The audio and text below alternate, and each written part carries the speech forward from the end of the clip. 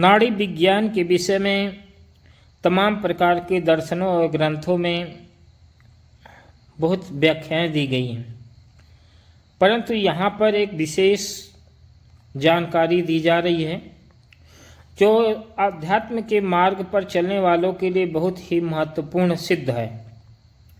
नाड़ियाँ वे नालियाँ हैं जिनमें होकर प्राण अर्थात ब्रह्मांड की ऊर्जा, जीवन तत्व अथवा जीवनी शक्ति बहती है। मनुष्य के शरीर में कुल मिलाकर 72,000 नाड़ियाँ होती हैं। योगियों ने इन नाड़ियों की संख्या का ज्ञान अत्यंत प्राचीन काल में ध्यान अवस्था में लगाया था। इनमें से प्रत्येक नाड़ी, पेशी और हार्मोन के लिए संस्कृत भाषा में नाम दिया गया है।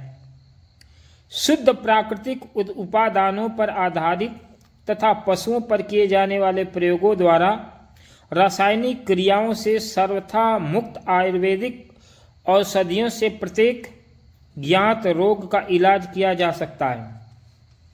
शरीर की 3 प्रमुख नाड़ियों के नाम हैं इंगला, पिंगला और सुषुम्ना। ये योग के कतिपय ग्रंथों में इन्हें गंगा, यमुना और सरस्वती भी कहा गया है। इनमें से गंगा और यमुना पृथ्वी के तल पर बहती हैं एवं सरस्वती उसके भीतर। सरस्वती 12 वर्ष में एक बार विशिष्ट ग्रह योग में पृथ्वी पर प्रकट होती है। इसी अवसर को पूर्ण कुंभ कहा जाता है। 6ठे वर्ष अर्धकुंभ होता है, लेकिन इस अवसर पर सरस्वती के जल का एक अंश ही संगम में आता है। कुंभ के अवसर पर प्रयाग में लाखों लोगों की भीड़ एकत्र होती है और संगम में स्नान करती है, जहां तीनों नदियों का जल मिलता है। हिंदुओं के मन में यह विश्वास है कि कुंभ स्नान से कर्मों और पुनर्जन्म का जाल कट जाता है। योगी के लिए 3 पावन नदियों का संगम स्थल आज्ञा चक्र है। यही कारण है कि इसे त्रिपुटी, भ्रिकुटी, त्रिवेणी संगम अथवा त्रिनेत्र भी कहते हैं। गंगा अथवा ईड़ा चंद्र व्यवस्था का प्रतीक है। यमुना अथवा पिंगला सूर्य व्यवस्था की प्रतीक है। सरस्वती अथवा सुषुम्ना ज्ञान अथवा चेतना में इन दोनों का योग करती है। सूर्य और चंद्रमा हमारे शरीर तथा भावनाओं पर क्या प्रभाव डालते हैं, इस बारे में उपवास संबंधी प्रकरण में विवेचना दी गई है। चंद्रमा में मन अर्थात समझ का तत्व निहित है और सूर्य चेतना का प्रतीक है। हमारे भीतर कार्य करने की क्षमता और व्यक्तित्व के विकास के लिए मन और चेतना के बीच संतुलन होना आवश्यक है। इस संतुलन की स्थापना के लिए कुछ विशिष्ट योग क्रियाएं हैं, जैसे चंद्रभेदी प्राणायाम और सूर्यभेदी प्राणायाम। सुषुम्ना अथवा सरस्वती का अदृश्य रहती है। यह नाड़ी थोड़े समय के लिए ही सक्रिय होती है, जैसे संध्या काल में। संध्या के समय प्रातः और शाम तीनों नाड़ियों का संगम हो जाता है और उस समय सुषुम्ना नाड़ी की मुख्य धारा में प्रवाहित होती है। वास्तविक ध्यान अवस्था समाधि के समय जब हम परम सत्ता की कृपा का अनुभव करते हैं, सरस्वती अवश्य प्रवाहित होती है।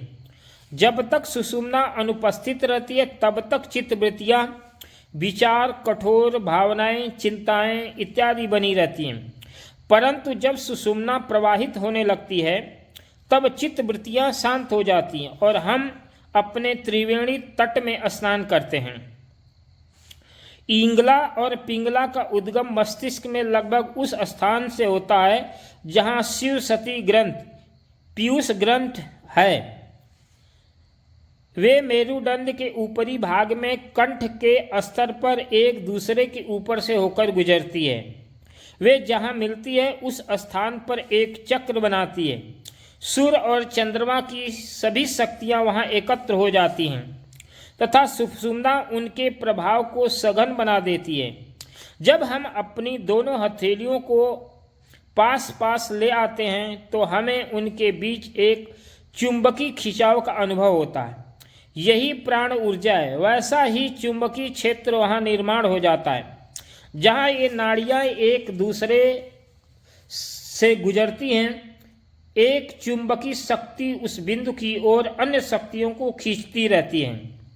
बाईं नाड़ी तब दाहिनी ओर मुड़ती है और दाहिनी नाड़ी बाईं की ओर मुड़ती है तथा दोनों फिर से इंद्र ग्रंथि थायराइड ग्लैंड के क्षेत्र में पास आ जाती है। यही विशुद्धि चक्र है। नाड़ियां इसी प्रकार दाएं से बाएं और बाएं से दाएं जाती हैं। ये जहां एक दूसरे के ऊपर से नीचे से गुजरती हैं वही चक्र का निर्माण हो जाता है। चक्रों में सभी तत्व तीव्रता से सक्रिय हो उठते हैं। मेरुदंड की ठीक नाभि के नीचे समाप्त हो जाता है, परंतु योग शास्त्र के अनुसार नाड़ियां रीढ़ की हड्डी के अंतिम छोर तक जाती है। वहां वे आपस में गुंथ जाती हैं, जिसके कारण उसे ग्रंथि कहा जाता है। यह ग्रंथि बहुत कठोर तथा गहराई में स्थित होती हैं। यदि यह ग्रंथि अथवा गांठ ढीली पड़ जाए या खुल जाए तो अन्य सभी ग्रंथियां स्वतः खुल जाएंगी। ग्रंथि विमोचन हो जाने पर हमारे भीतर सभी शक्तियां या ऊर्जा विकसित हो जाती हैं और हमें उनका अनुभव भी होगा। इन्हें ही सिद्धि अथवा दैवी शक्तियां कहा जाता है। रोग निवारण की शक्ति, दित काल की सीमाओं को लाग कर सब कुछ देख सुन पाने की शक्ति, आभा मंडल देख पाने की शक्ति तथा अन्य अनेक शक्तियां, यह कि मनुष्य की सुप्त शक्तियां, इन सुप्त शक्तियों को जागृत करने के विचार से ही योग विद्या का आरंभ हुआ है। इस ग्रंथि विमोचन को ही कुंडलिनी योग कहा जाता है और कोई इसे राजयोग, कोई भक्ति योग और कोई कर्म योग, सबका लक्ष्य एक ही है, मनुष्य में इन सुप्त शक्तियों को जगाना तथा इनकी मदद से आत्मज्ञान और आत्म साक्षात्कार तक पहुंचना, जिसका अर्थ है परम सत्य को जीवात्मा का मिलन, अथवा यूँ कहें कि व्यक्तिगत चेतना का समष्टि जगत चेतना में लय हो जाना। इसलिए नाड़ी की शुद्धि योग मार्ग में, भक्ति मार्ग में, ज्ञान मार्ग में जो जितना नाड़ियों की शुद्धि करेगा उतने ही वह आध्यात्मिक जगत में उत्तरोत्तर विकास करेगा।